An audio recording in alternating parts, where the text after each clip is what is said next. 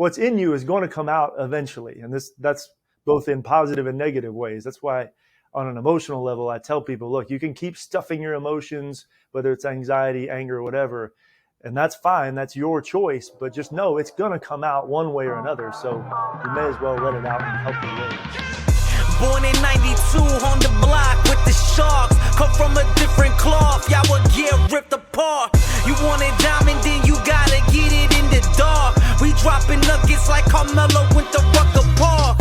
Now we eating from state to state, we scrape the plate. I put my eggs in a basket, took a leap of faith. I took a chance, now we grow and see the impact. Decoding success with special guests, now let's bring Matt. Yeah, long story short, I'm born in 92. Obviously, you know, my dad's a Met fan, born and raised in Queens, New York as well. And by the time I knew what the art of baseball actually was, I was really so confused by the fact my dad was rooting for the team that constantly was losing.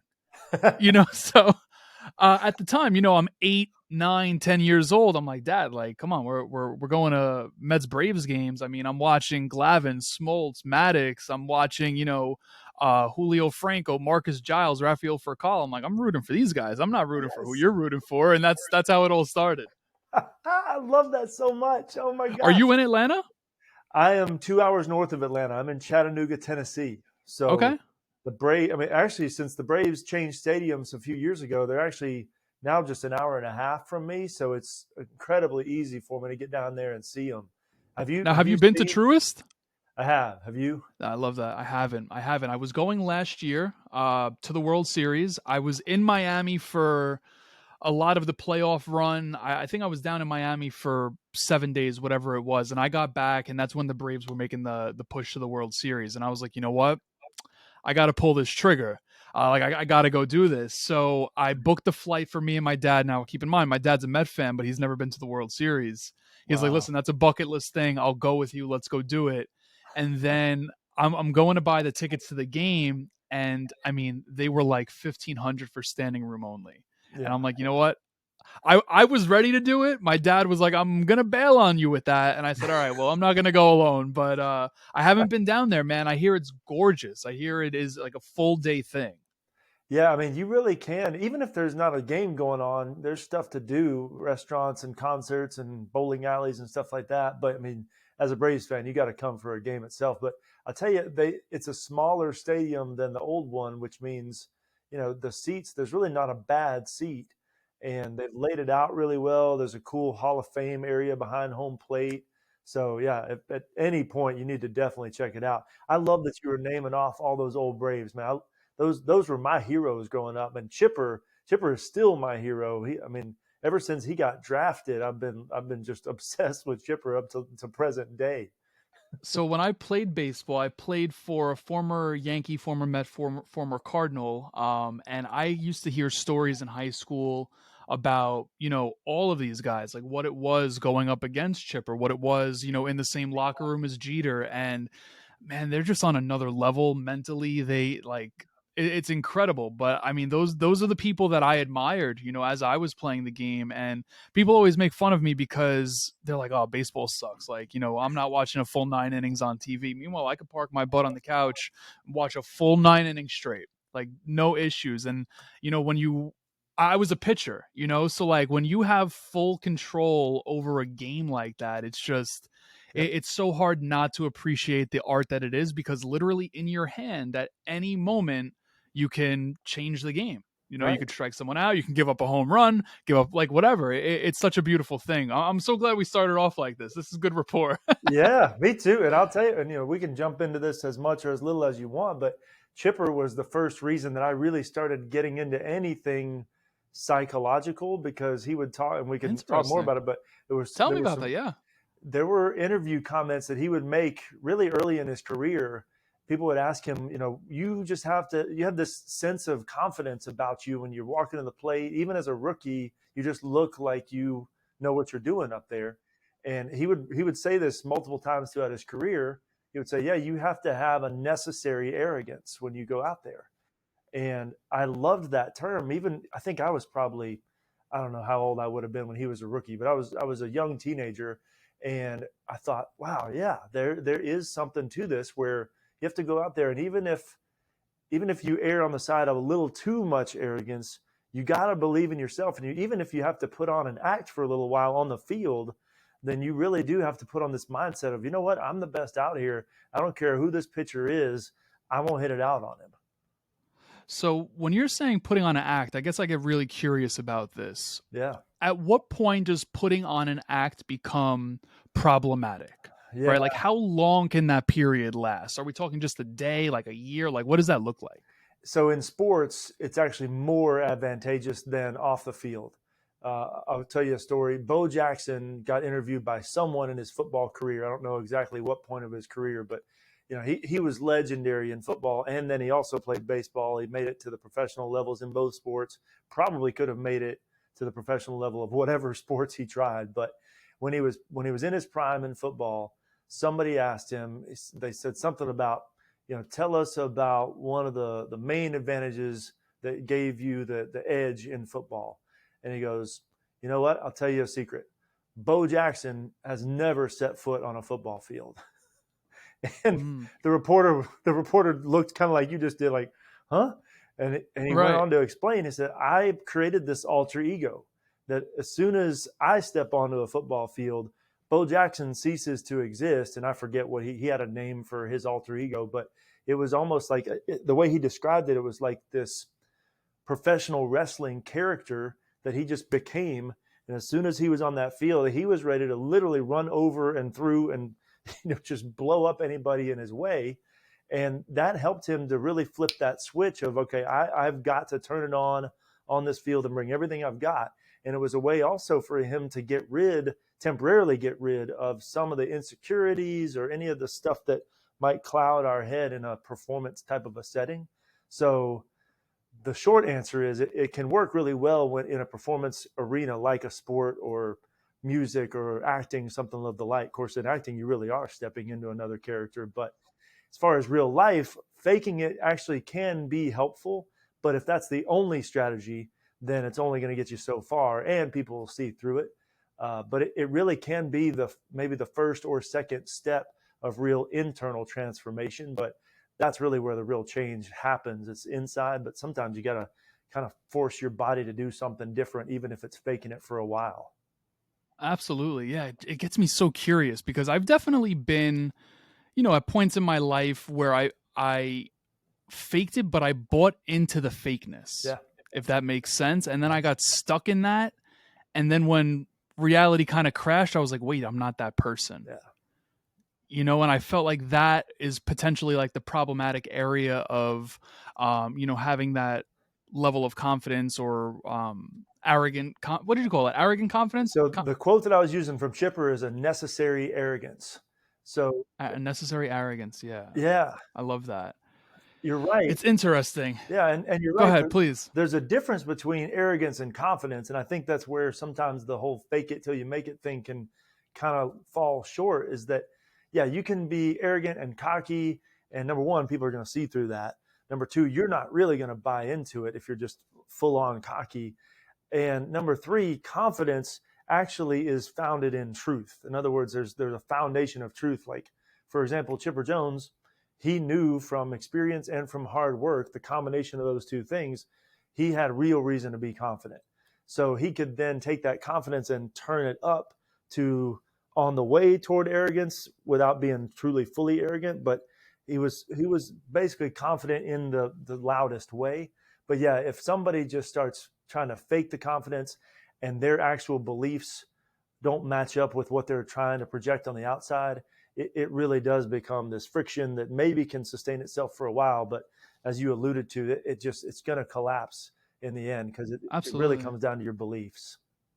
Yeah. I'm curious if we can give everyone that's tuned into this an actionable step-by-step process to putting something like that together, whether it be Bo Jackson or Chip or whomever, so that they could walk away and they could say, you know what, I have a date tonight, right? Or, hey, I have a job interview tomorrow morning, or whatever it may be. What would like an actionable step-by-step process be like for them to be able to adopt that? Yeah. I love this. And I don't know that I've ever really put together a step-by-step process. So let's see if we can do this on the fly. Flush it out. Yeah. So the very first thing I can tell you for 100% sure, identity is the most important concept here, because let's take the date example. If I don't really know who I am, and I don't really feel like I'm enough or I'm good enough, whatever language you want to put to that, then at a core level, I'm essentially hoping that this person that I'm going out on this date with is going to, number one, like me. And then if they like me, then that means that I must be good enough.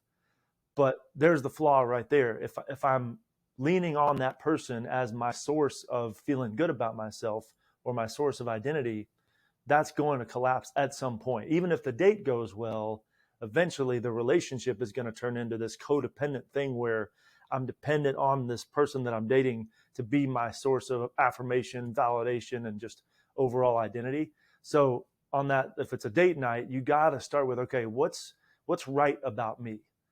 Because we spend so much time figuring out, oh, what's wrong with me? How do I fix what's wrong with me? And all these different ways we beat ourselves up. But I'll often ask people at the end of a counseling meeting, I'll say, all right, tell me 3 things you like about yourself.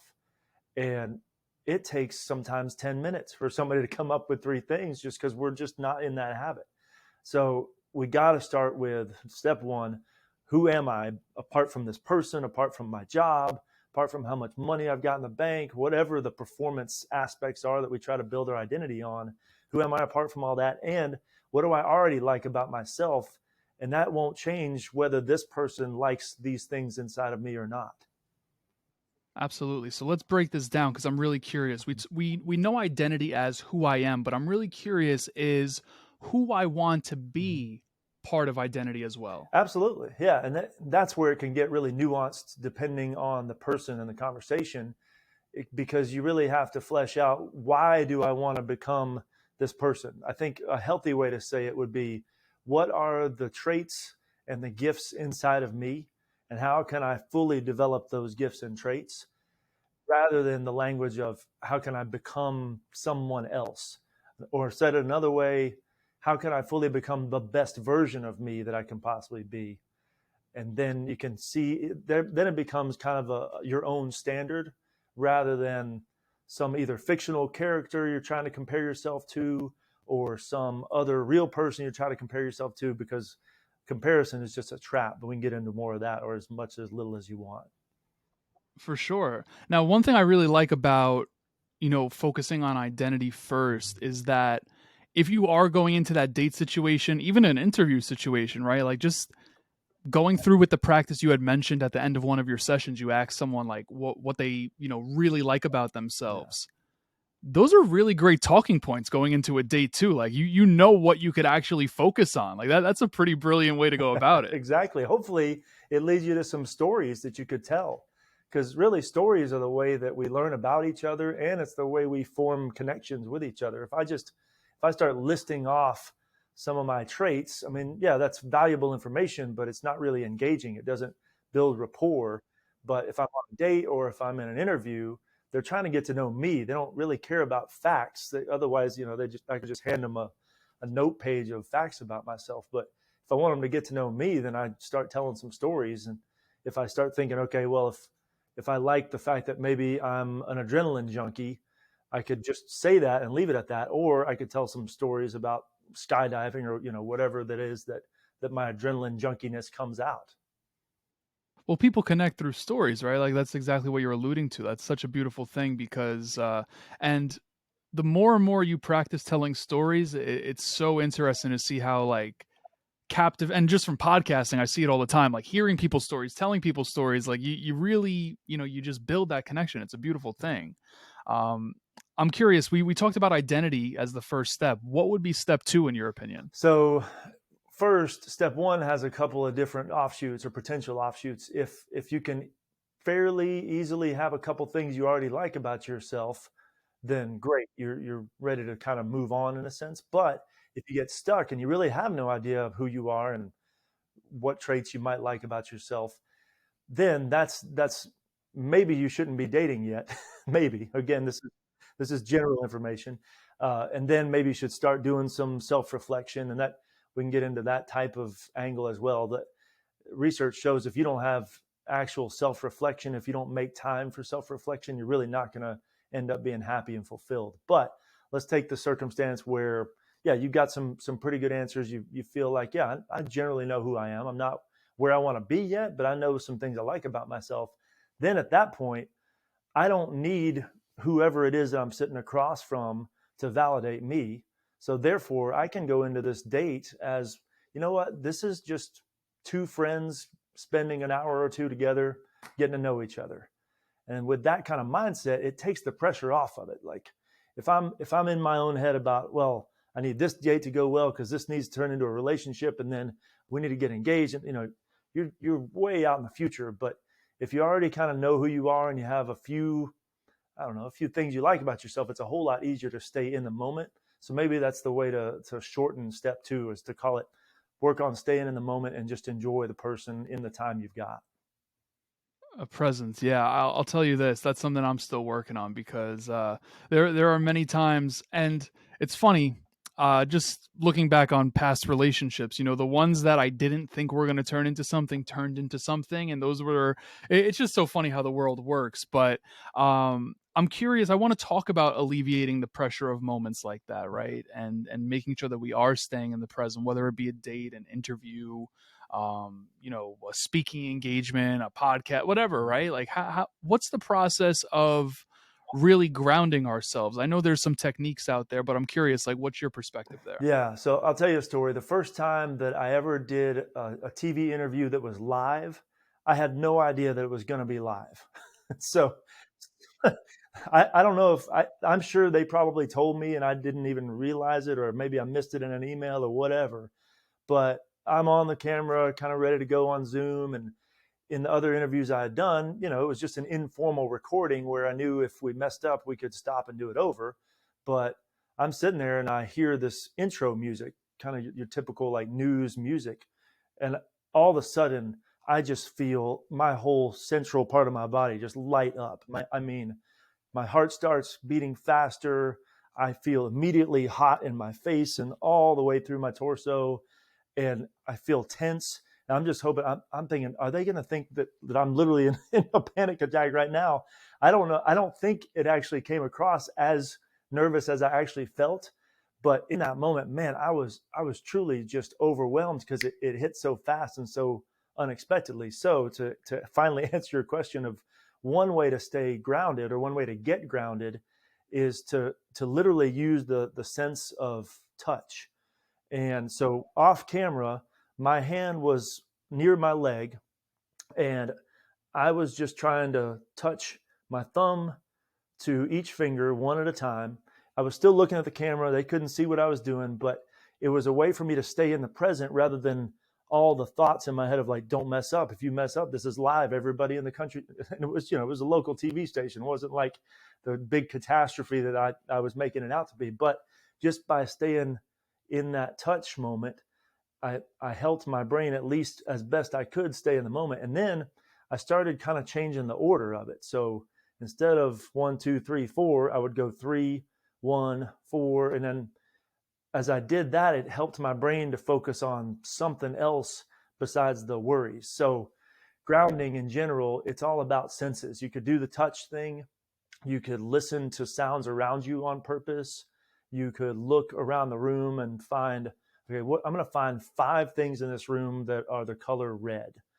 Anything like that helps your brain remember that, hey, you're right here in the moment, because, man, your brain's trying to protect you from possible things that could go wrong in the future. And sometimes it can't tell the difference between something imagined in the future and what's happening now. So those types of grounding techniques remind you, like, hey, this is real, not future stuff. I love that. I've actually seen on your TikTok, you had some really cool stuff in regards to like ways to calm anxiety by activating like the parasympathetic nervous system. Like, what got you into that Oh modality? man, mainly first my own struggles with anxiety. Before I was ever a counselor at all, I had anxiety, pretty regularly. I noticed it first in sports, and then I noticed it in social situations, and so even through middle school, high school, I was always interested, like, what's going on here? What are some strategies that can deal with this stuff?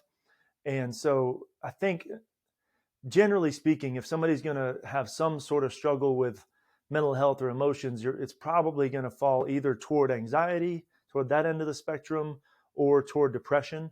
And there's multiple factors for that. But for me, I'm one that falls more toward anxiety. So just my own experience was the first thing. And then in my counseling training, most, I'd say probably 80% of the formal training that I got, it was more about changing your thoughts. And changing your thoughts is helpful, but in my experience and in my clients' experience early on in my career, I realized the changing your thoughts wasn't the full answer. It only brought a decent, somewhat of I don't know, I'd say maybe a 40% improvement in their anxiety. And so I thought, okay, there's got to be more than just thinking your way out of this. And what I realized is through a bunch of research and trial and error is that the solution actually has to start in your body with things like grounding techniques and the other things I make videos about, because then if your body is at least a little calmer and has a sense of safety, it's so much easier to start changing your thoughts. But if you just skip your body and go straight to your thoughts, your nervous system, which is basically your body, is going to say, this, what you're trying to tell me is not true. What I think is happening, this is the nervous system talking, what I think is happening is actually true. And it just becomes this internal argument that never ends. Yeah, it's white knuckling. I mean, whenever I've caught myself in situations where anxiety was high and, maybe experiencing some form of like a panic or whatever it may be, and I tried to calm myself down verbally, like mentally, I do notice that at times speaking out loud has helped, but man, that voice in the head can get louder and louder and Yes. louder. And it's just like, it's really hard to tame that without, taming the physiological Yeah. symptoms. So, I definitely resonate And with yeah, and that. the simple thing of saying stuff out loud is so powerful. There's so much research that talks about why saying stuff out loud to someone else is really freeing and healing. But even if there's nobody else out around the room, you can still say something out loud. Like one of the biggest tips I'll tell somebody if they're overthinking, or if maybe they can't get a thought out of their head, or if they're afraid of a certain thing, I'll say, look, okay, let's say you're by yourself, just say out loud, I notice I'm having the thought that blank, and you just fill in the blank. Just saying it out loud does multiple things physiologically. Number one, it resets part of your brain. Imagine that your brain is kind of divided into different sections where there's an audio section, a video section, a kind of a word section that you can only kind of hear in your head. And anyway, saying it out loud actually activates the audio part of your brain. And when a brain hears something that's literally happening in the real world, not just thinking inside of your head, the brain is going to give preference or power to what it actually hears versus what it's actually thinking. So saying it out loud kind of resets your brain in that way. And then also when you say it out loud, you actually get a sense of, it's almost like if you're seeing it on a piece of paper, you can kind of take a look at it and say, oh, you know what? Maybe that's not so true after all. So it starts to lose a little bit of power and influence over you when you do say it out loud. That's so crazy. I love this. This month actually, November is Men's Mental Health Awareness Month, and that's why I love this show. Like, that's why I wanted you to come on, because we're just two dudes chopping it up Yeah. about this stuff. When you started your career, what did the landscape look like? Like, did you ever feel potentially outcasted for the career you started to pursue? Obviously now things are shifting, which is great, but I'm just curious, like, what you dealt with personally, if anything at It all. wasn't too bad. I literally, first of all, I will say I worked in the corporate world before I ever became a therapist. So I had enough experience to know kind of here's the landscape of what industries can look like and what percentage tend to be men versus women in the field. And so I knew going in that there were more therapists that were women. I also knew going in that generally speaking, women are going to be quicker to ask for help with something like emotions and mental health. So I kind of was prepared going in. But then once I saw in grad school that I was maybe, I don't know, one of the few men in the room, I thought, well, this number one is a sad thing because men have emotions too, contrary to some popular belief. But then it's also sad that, like, my goodness, if a man feels more comfortable with another man talking about this stuff, there may not be as many options for him to go to. So then I saw, okay, well, this is an opportunity, and I'm gonna try to make sure that I work really well with men and women, of course. But uh, now there have been, number one, more men, far more men starting to ask for help with mental health, and more male therapists coming into the field as well. What do you feel like was the shift that was made, potentially from a societal perspective, or maybe just men have had enough with the bottling it up? I'm just curious, like, what do you feel like was the major shift for men to finally start speaking out and getting the help that they need, myself included, Good, by the yeah, way? I love it. Well, I think I don't. There's no way to tell what the biggest factor in all of it is, but I think a huge factor is things like podcasts, videos, social media, where men like yourself, men like me, we're talking about this stuff, and when another man sees another man talking about it, it starts to become more normal. The fancy word is normalized, but I think just seeing other people talk about it makes it easier to say.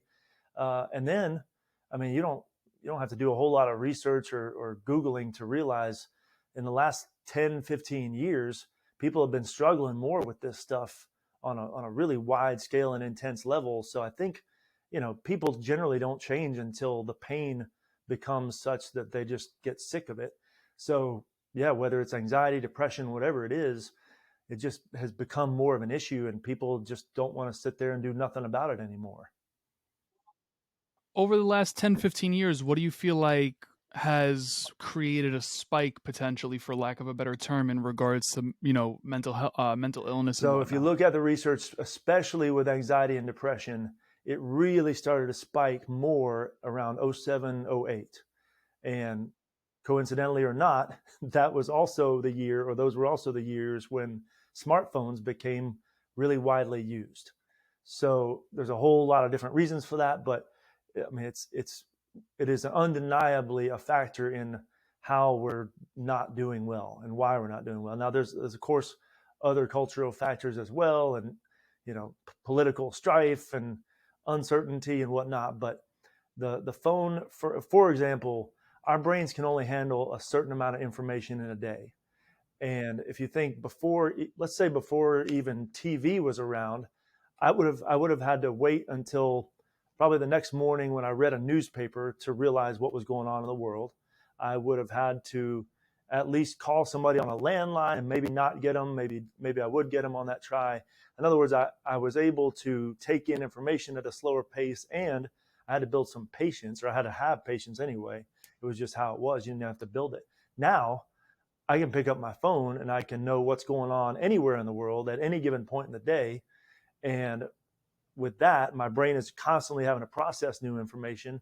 Also, the good and the bad part of that is new information creates a dopamine boost in my brain, which feels good, but it only lasts probably about a second and a half based on what studies show as social media. Like if you see, I don't know, a video you like on social media or a news headline that grabs your interest, that dopamine release will hang around for a second or two, and then I want another one. So my brain is constantly working and working and working. So number one, that creates a ton of anxiety. Number two, without any rest, then my brain eventually is just going to give out and just collapse, so to speak. And I think that's where a lot of depression also comes in. I tell people this: if you're in the gym and you're trying to increase your biceps, you're not going to sit there and do curls for 4 hours and never rest them. You're going to work them hard, and then you're going to give them 24, 48 hours of rest to rebuild. And our brain needs the same thing. It can't be constantly intaking and intaking. Mhm. Now, do our brains not adapt to this new way of living? I mean, we're talking about this happening Mm-hmm. 07, 08. We're 10 plus years removed from that period of time. Like, do our brains not adapt to what we're now feeding them? Yes, they do adapt, but the research has shown that they're adapting in a way that more like an addict's brain would adapt. In other words, the brain is going to move toward what it gets from what gives it a dopamine release. And so that's how it's going to adapt. If the social media app that I like the most gives me the quickest and a pretty big pretty big dopamine release, then I'm going to keep going back to that. So my brain ultimately is going to adapt to something that makes things easier, more efficient, and more familiar for me. So It'd be nice if the brain adapted in a different direction, but it thinks it's being our friend by going toward familiarity and efficiency.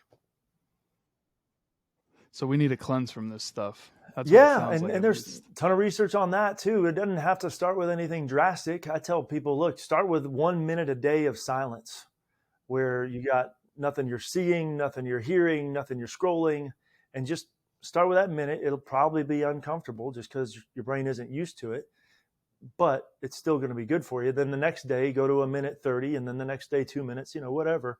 And then eventually get to something more drastic. There's people that'll tell you, oh, you need a 12-hour fast or a 24-hour fast. And I'm not going to argue with that, but I also am going to say maybe we don't need to just jump right into that and all. Maybe we can maybe step our way to that. Yeah,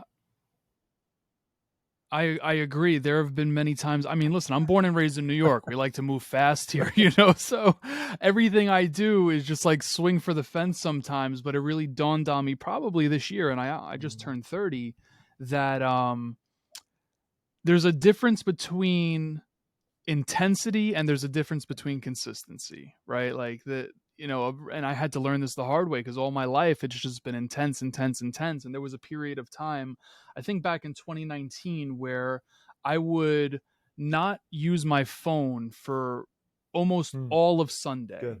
purposely.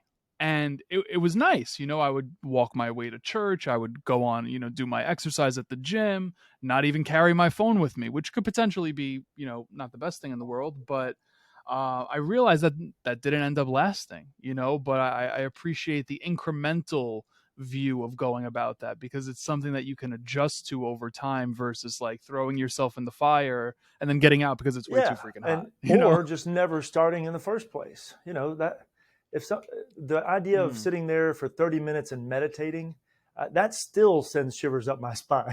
Like I'm, I'm kind of we sound pretty similar. I like to be on the go. I like the adrenaline, and so sitting there doing nothing for 30 minutes, I've done it, but it still makes me uncomfortable.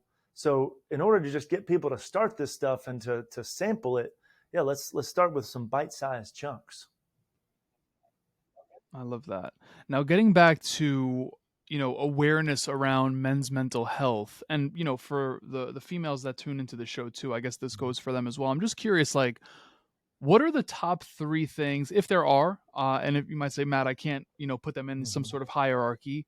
What are the top things we should make people aware of? As far as what keys to really having solid mental health.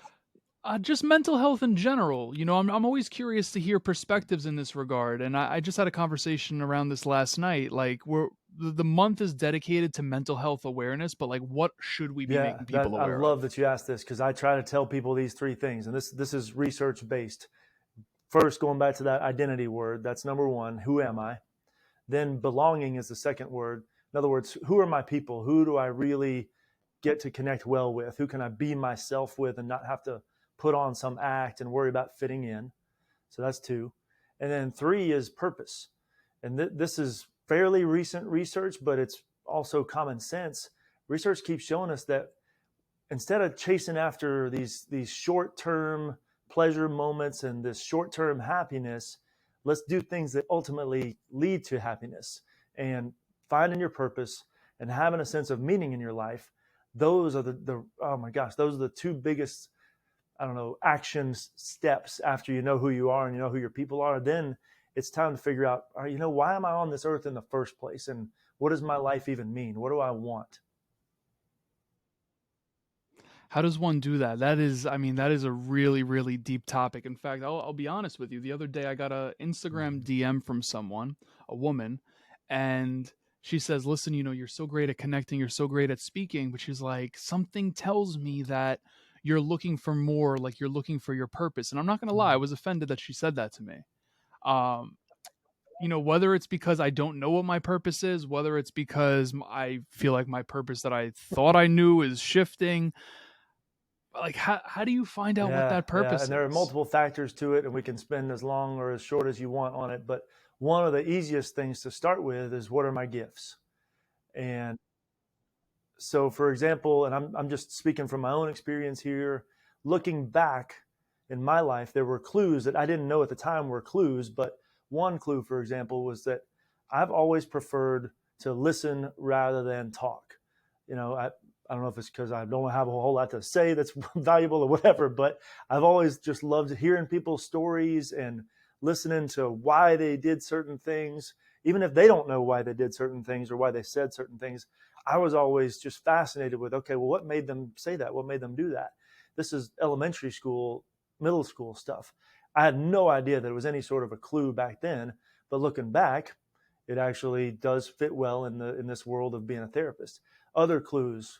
There was a guy in my sixth grade class that I was friends with, and let's say his name was Brad. It wasn't Brad, but we were friends for like the first half of the school year. And one day my teacher comes up to me, and just me and the teacher, and she says, "Hey, did you know that since you and Brad became friends, his grades started to go up?"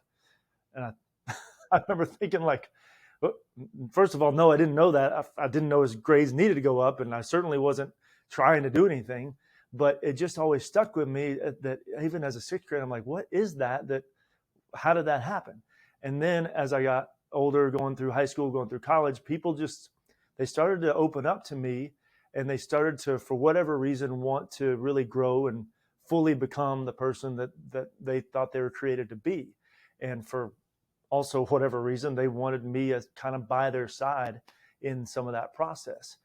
And eventually those clues started to become pretty clear, like, maybe some version of therapist, counselor, whatever, mentor essentially might be a good fit for me. So other people, maybe your gift is numbers, other people it's writing, whatever it is, but start with clues. There's tons more ways of finding your purpose, but I think that's maybe the easiest first step.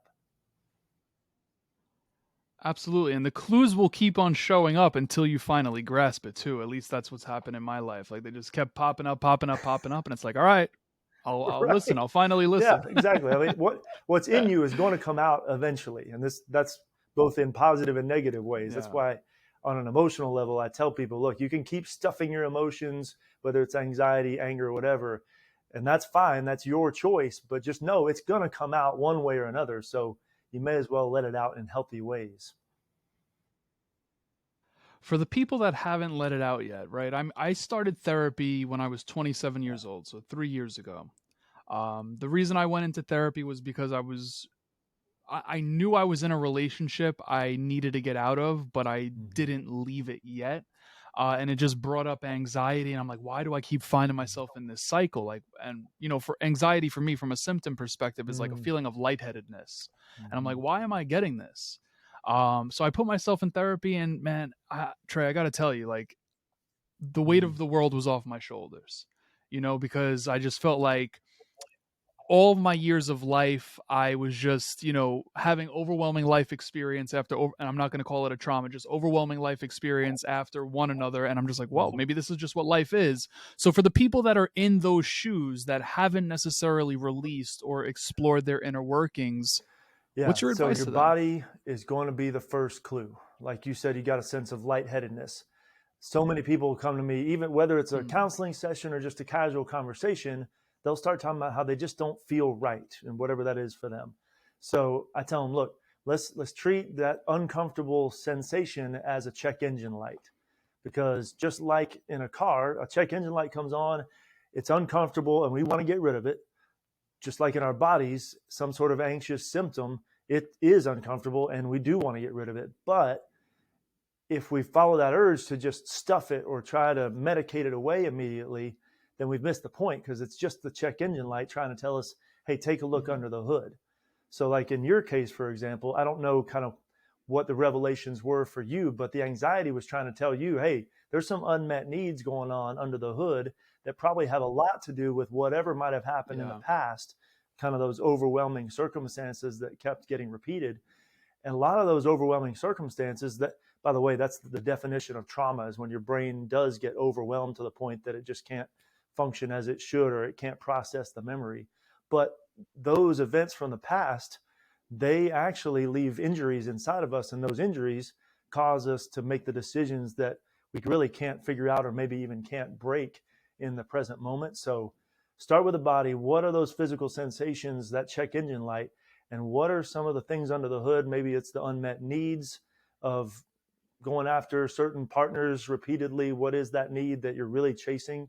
It's not, obviously it's not the romantic partner, it's Mm-hmm. what the need that the partner would fill for you. And it's probably some injuries that need some healing from the past. Mm. Yeah, for me, and I could speak on this Mm-hmm. openly. A lot of childhood stuff, like a lot of upbringing stuff, Yeah. and it's crazy how that pops up. Um, I'm just curious, like if someone does feel all those physical sensations and the check engine lights on, but they just keep ignoring it. Like anything to So say to many them? men, I'm not going to say all men, or maybe not even most men, but many men end up getting angry or at least quick tempered, and it'll hit them as like, well, why did I just lose my cool in this moment? Because usually the thing we lose our cool about isn't really the thing that we're most angry, excuse me, angry about. The famous saying is, the problem is not the problem. So if you find yourself being quick tempered, it probably means, again, I don't know for 100% of the time, but a lot of men, it means they've been stuffing all this for a long time. And they might not have even been actively stuffing it. They just stay so busy that they just put their head down and keep going. But that goes back to that importance of taking 1 minute of silence every day, taking a little bit of time to self reflect, talk to other people about what they notice about you, occasionally do some journaling because that's really cleansing. But yeah, if you just continually stuff it and stay busy, that works until it doesn't. And then a lot of times anger and volatility is probably the number one way to realize that, oh yeah, I've been stuffing this for too long. Absolutely. I'm curious, what is a question you wish Ooh, more people would ask I you? like that. I'd say I wish more people would ask, how do I find joy and fulfillment? Because the question that most people, or at least most people that come to me, are asking is, how do I get rid of this discomfort? And like we just talked about, the discomfort usually is just the check engine light saying, hey, there's some really important needs going on inside of you that are not getting met. Maybe it's joy, maybe it's fulfillment. Other times, maybe it's significance, maybe it's challenge, maybe it's connection. Whatever the deeper needs are that are not getting met, that triggers the check engine light or the smoke alarm. And so many people just, they want to get rid of whatever's making them uncomfortable and just go back to neutral, but maybe there's more. Maybe there's a higher level of fulfillment and meaning out there. So what does that look like to Yeah. find joy So, and fulfillment? first of all, it goes back to those gifts that we talked about, finding your purpose. What types of things Yeah. really break your heart? Like, if, for example, for me, when I first learned about the issue of human trafficking, that enraged me. I had Mm. never heard of this concept before. I saw the movie Taken, and I heard a couple other stories about real life men who would go into these awful bars or brothels, and they would wear secret cameras and gather the evidence and take down the bad guy and free the girls who had been kidnapped. And when I read and watched about that stuff, my heart just exploded. Like, yes, this, I've got to do something about this. I've got to do something to help with this. And so then, long story short, I was able to go on some rescue missions like that. But find your gift. Yeah. So find your gifts, find what breaks your heart, find what gets you passionate, and then also look at your prior experiences, because you're the only one that has your combination of prior experiences and gifts and passions. And it becomes kind of this, I don't know, this puzzle that starts to fit together over time. I love that. I mean, we need to talk about these rescue missions. Like, if you're allowed to I can speak speak about them, I don't in know if you general are or terms for not. sure. Um, yeah, I'm curious. Was it with I believe there's an organization. Was it with This one was Underground not Railroad? Is that what it's Underground called? Railroad, but I am familiar with that organization, and they do great work as well. There's so many good Yeah. organizations that are helping in this cause. I love the fact that you did this. I'm just curious, like, how good did you feel after that? Because I know anytime that I've gave or I was of service, you Yeah, feel so yeah. damn And good that, after that, you going know? back to what studies show, there have been multiple experiments where, the participants will receive something and they'll measure their happiness and satisfaction after that, and then they'll give something and they'll measure it after that. And it's far and away, once you've given something of yourself, usually something that costs you something, whether it's monetarily or time or emotions, whatever.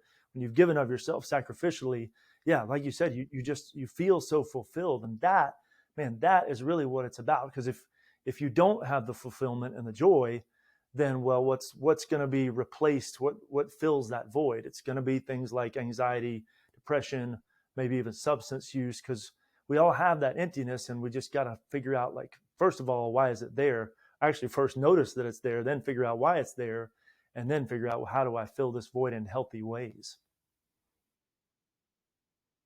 Now, do you have a military background or I anything, don't or have a did you just military go in it cold background. turkey? I have a fairly extensive self-defense background, and that helped some. But yeah, Yeah. this can be for people that don't have a military background like myself. You just have to care enough to really put yourself on the line for. It was amazing just to hear some of these girls' stories about how they got there and what life was like for them where they were. Just I had to stay in character, but inside I was just both crying inside and raging inside. But I had to purposely decide in my heart, okay, I'm gonna let this stuff out in like 2 days once I don't have to be in character anymore. But man, it was just, whew, I start to actually notice it in my body again, just reliving it in my brain.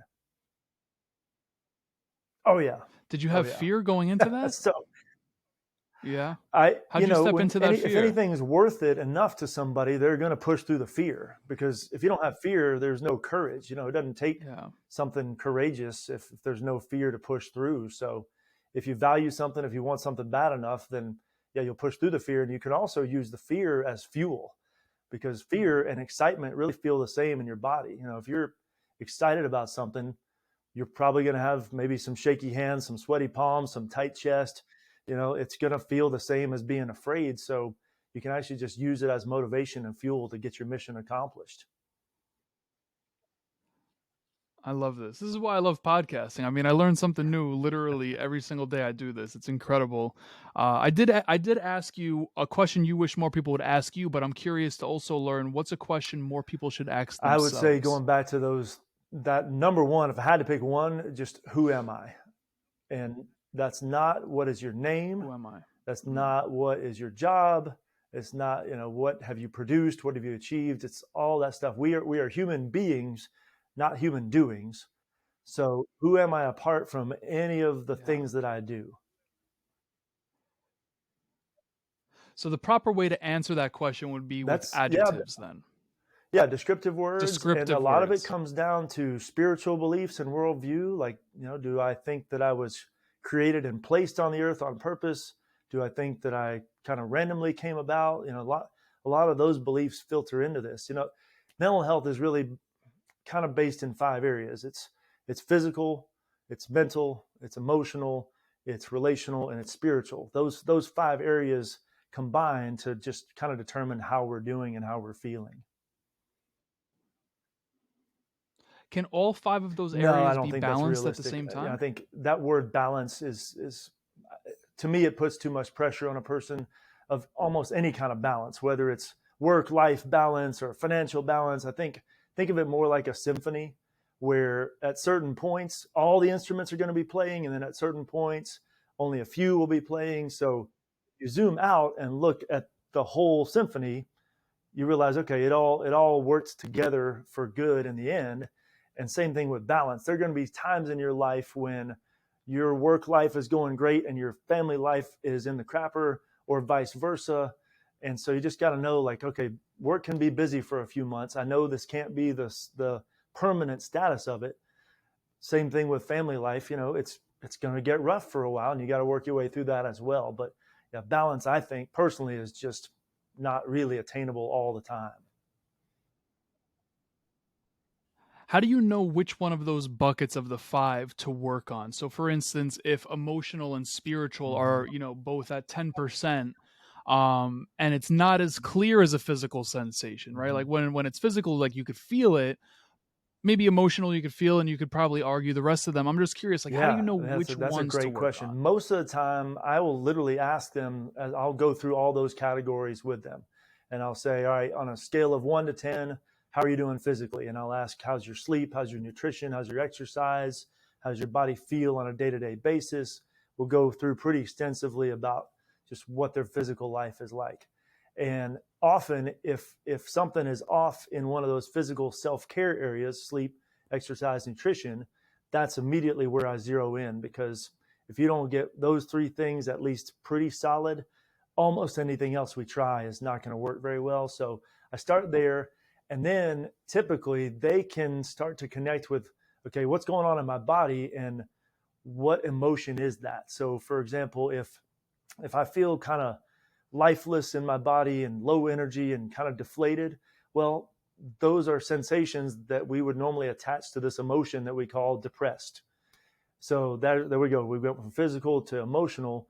Well, so then let's think mentally, what thoughts are attached to this kind of deflated, lifeless feeling? Like, well, maybe I don't really care about anything anymore, and life just doesn't seem worth living anymore, that kind of thought. So then that immediately, we've got physical, we've got emotional, we've got mental. Then we can jump to, okay, well, what are your relationships like right now? Are you feeling connected to people, whether it's romantic or friendships or family in some way? But we look at that area, and then at the end of the day, we figure out, okay, well, you have these thoughts of life's just rough. I don't know, like, what I'm supposed to be doing. I don't really care about anything. Then that's when we examine the physical beliefs the spiritual beliefs of, all right, well, who am I? Why am I here? What do I think my purpose might be? And then that can give a real vision that gets somebody motivated to make some changes. I love this. Trey, we're going to have to do a part 2. Unfortunately, I have to let you go in just a couple of minutes. It's, I mean, I could ask 1,000,001 questions. I genuinely mean that. Part 2. I need to throw this. Yeah, I mean, I could do this all day with you. I just want to say a couple things. Number one, when you were mentioning your gifts and you talked about how good of a listener you are, I just want to give you your kudos there, because you listen very well. And I just want to let you know that you speak very well too, because you had mentioned that you didn't necessarily know that. That was a little part of it too. So I just want to throw that out there. I also want to put out, I want to put out there that we're going to have socials, websites, all of that good stuff in the show notes of this episode. I will ask you, do you have anything going on that we should let people know about outside of, what we're talking about? What websites, I found socials, is all of that good stuff? to kind of reproduce myself in a way, so to speak, because the way that I talk about specifically about anxiety, I don't hear it being talked about as much. So I made a course called Anxiety Assassin, where I go pretty in depth into some of the stuff you and I were talking about anxiety and what to do about it. So if somebody does want a little more in-depth information and some strategies on that, then they can go to my website, and then there's a link to that anxiety course. Okay, cool. We're going to make sure that that's in there. And I guess in regards to the course, like, what is the desired outcome if I'm taking this course? Like, and maybe I'm wrong about this, but it's hard to say that you're going to be anxiety free, right? I mean, anxiety is, a natural occurring thing that, takes place. Desired I'm curious, outcome like, is what's peace. the desired outcome? If I had to just pick one word, it's peace. And like you said, it's not going to be 100% peace the rest of my life. But when anxiety does come up, this course is going to teach you some tips on really what do I do about it and how can I more quickly get to peace. I love that. I'm going to ask you one last question, although I could ask you 1,000,001 more, I swear. It's a question that I started to ask, but I'm trying to be mindful of how I frame this, because it could be interpreted 2 ways. If Trey lives to whatever year he wants to live to, you put out as many courses, you hop on as many podcasts, you write books, whatever you want to do, you do it all in whatever time period. But the day you leave this earth, Trey could only be remembered for one piece of advice, meaning when someone says, Trey, this piece of advice is attached to your name. What is that why advice? You're here. Find out who are you and why you're here. We've talked about all of that today. So, Trey, I appreciate this, man. Thank you so much for this opportunity. Again, for everyone tuned in, watching, listening, whatever you're up to, show notes will have websites, socials, courses, all of that good stuff. So, Trey, thank you so much, man. Thank you, Matt. You have a great rest of the day. Look forward to doing this again. Born in 92 on the block with the Sharks. Come from a different cloth, y'all would get ripped apart. You want a diamond, then you gotta get it in the dark. We dropping nuggets like Carmelo with the